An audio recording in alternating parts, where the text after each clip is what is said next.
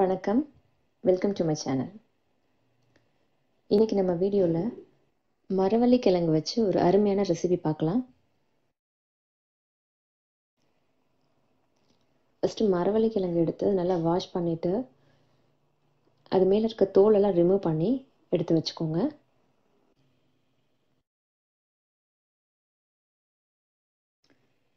இந்த மாதிரி கிரேட்டரில் நல்லா சின்ன நைஸாக ஓட்டை இருக்கும் இல்லையா, அதில் நல்லா துருவி எடுத்துக்கோங்க. நல்லா நீளமாக துருவிடக்கூடாது, குட்டி குட்டி துருவி எடுத்துக்கோங்க.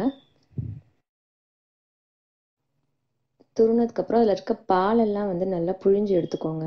உங்களுக்கு ஸ்ட்ரெயினாக இருந்துச்சுன்னா அதில் புழிஞ்சுக்கோங்க, இல்லைன்னா பரவாயில்ல, கையிலேயே இந்த மாதிரி புழிஞ்சிங்கன்னா வந்துடும். இந்த மாதிரி புழிஞ்சு எடுத்து வச்சுக்கோங்க, அதில் பால் இல்லாமல். இப்போ அதில் 3 ஸ்பூன் சுகர் ஆட் பண்ணுறேன்.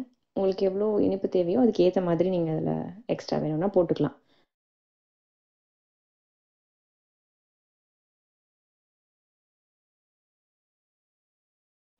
உங்களுக்கு எக்கோட டேஸ்ட் ரொம்ப பிடிக்கும்னா நீங்கள் எக்கு தாராளமாக இந்த இடத்துல ஒரு எக் ஆட் பண்ணிக்கலாம்.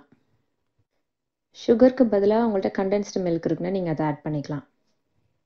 3 ஸ்பூன் சுகர் போட்டு எவாப்ரேட்டட் மில்க் ஆட் பண்ணுறேன். இப்போ நான் எவாப்ரேட்டட் மில்க் உங்களுக்கு கடைகளில் கிடைக்கும், இல்லைனாலும் நீங்கள் வீட்டிலே பண்ணிக்கலாம். இது நான் வீட்டில் பண்ணது தான்.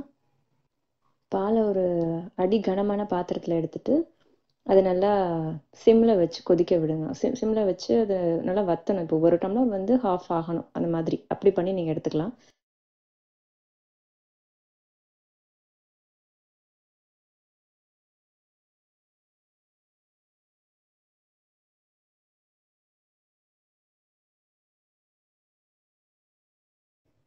இப்போ இது கேரமல் பண்ணணும். 4 ஸ்பூன் சுகர் ஆட் பண்ணிக்கோங்க. இது நல்லா ஸ்லோ ஃப்ளேமில் வச்சு இது நல்லா கோல்டன் கலராக வர வரைக்கும், ரொம்ப திக்காக வந்துடக்கூடாது, கொஞ்சம் அந்த தேன் கலருக்கு கலர் மாறின உடனே அதை எடுத்துருங்க.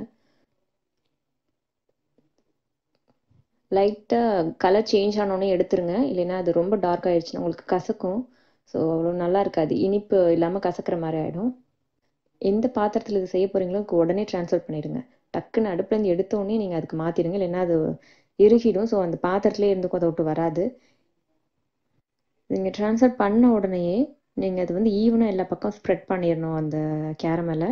அது உடனே இறுகிடும், அதனால சீக்கிரமாக நீங்கள் அதை பண்ணணும்.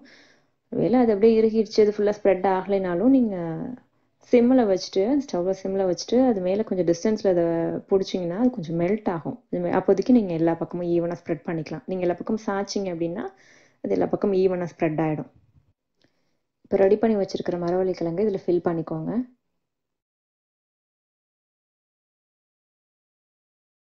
நான் ஒரு இட்லி பாத்திரம் தண்ணி ஊற்றி ஹீட் பண்ணியிருக்கேன். இப்போ அதில் நம்ம வச்சிடலாம். ஒரு 40 to 45 மினிட்ஸ் இது இந்த மாதிரி குக் ஆகணும்.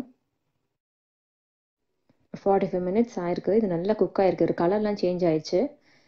இதை எடுத்து இப்போ நீங்கள் ரூம் டெம்பரேச்சருக்கு இது நல்லா ஆற விடணும், நல்லா கூல் ஆகணும் இது.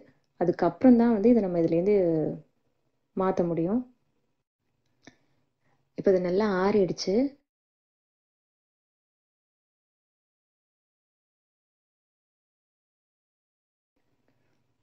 இப்போ இது நம்ம பார்க்கலாம் எப்படி வந்திருக்குன்னு.